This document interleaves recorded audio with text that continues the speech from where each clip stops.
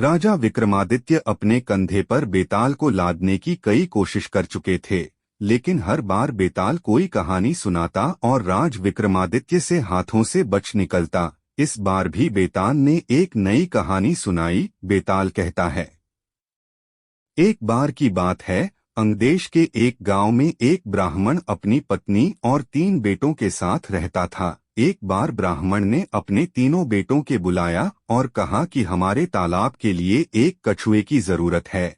कल तुम तीनों समुद्र के पास जाकर वहां से कछुआ पकड़ कर ले आना।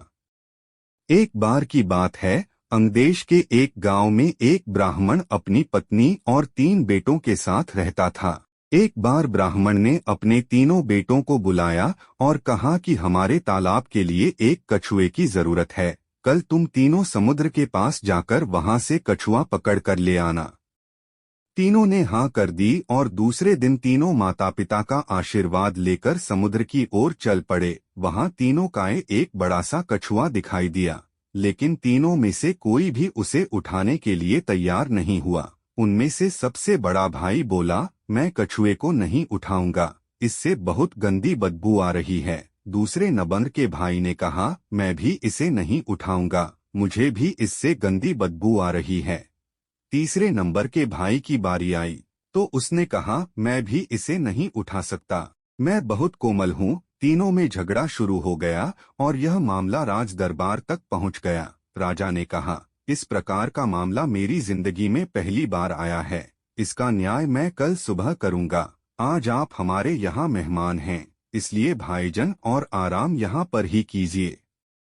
यह बोलकर राजा ने तीनों को भोजन के लिए निमंत्रण दिया। सभी बड़े चाव से खाना खा रहे थे, लेकिन सबसे बड़े भाई ने नहीं खाया। राजा ने जब उससे पूछा तो उसने कहा, चावल में से श्मशान में जले हुए मुर्दे की बदबू आ रही है। राजा ने इस बात का पता किया तो मालूम हुआ कि चावल किसी श्मशान के पास के खेत से लाए गए हैं। यह देखकर राजा बहुत खुश हुआ।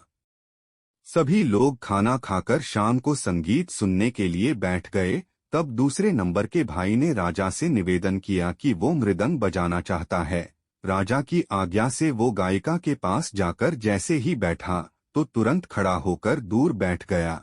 राजा ने खड़े होने का कारण पूछा तो दूसरे नंबर के भाई ने कहा, गायिका से बकरी के दूध की बदबू आ रही है और वो मुझे पसंद नहीं है।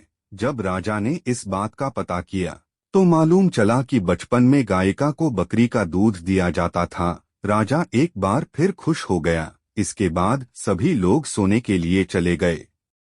दोनों भाई आराम से सो गए, लेकिन सबसे छोटे भाई को नींद नहीं आ रही थी। राजा ने अपने एक सेवक को आदेश दिया कि जाकर तीनों को देखाओ कि वे सोए या नहीं।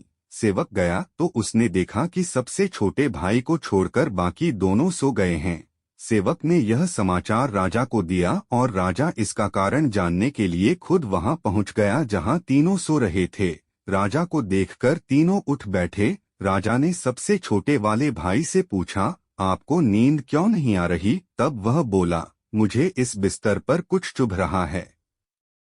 यह सुनकर सेवक ने तीनों के बिस्तर की छानबीन की तो उन्हें कुछ नहीं मिला। तब सबसे छोटे भाई ने सभी बिस्तर को अलग किया और वहां पर एक बाल था। उसने अपना कुर्ता उतारा। सबने देखा कि उस बाल का निशान उसकी पीठ पर बना हुआ था। राजा यह देखकर हैरान हुआ और खुश भी। दूसरे दिन राजा ने न्याय के लिए तीनों को बुलाया। उसने सबसे छोटे वाले को इनाम दिया और बाकी 2 को कुछ सोने के सिक्के दिए। राजा ने कहा, आप तीनों में अलग अलग खूबी है और मैं आप तीनों से बहुत खुश हूँ। मैं अपने सैनिकों को भेजकर कछुआ आपके घर भिजवा दूंगा। इतना कहकर बेताल ने विक्रम से पूछा, बताओ तीनों भाइयों में से सबसे अधिक सुकुमार कौन था? तब विक्रम बोला, सबसे छोटा भाई, क्योंकि हो सकता है कि दोनों बड़े भाइयों ने अपने सुकुमार होने का दिखावा किया हो, लेकिन सबसे छोटा भाई कितना सुकुमार है यह तो राजा ने खुद आंखों से देखा। विक्रम का सही जवाब सुनकर बेताल ने उसकी तारीफ की और अपनी शर्त के अनुसार वापस पेड़ पर जाकर लटक गया। कहानी से सीख, कभी भी उन गुणों को उजागर नहीं करना चाहिए जो हम में नहीं हैं। आगे की कहानी दूसरी वीडियो में देखेंगे। ऐसी ही और वीडियो देखने के लिए हमारे चैनल को सब्सक्राइब करें।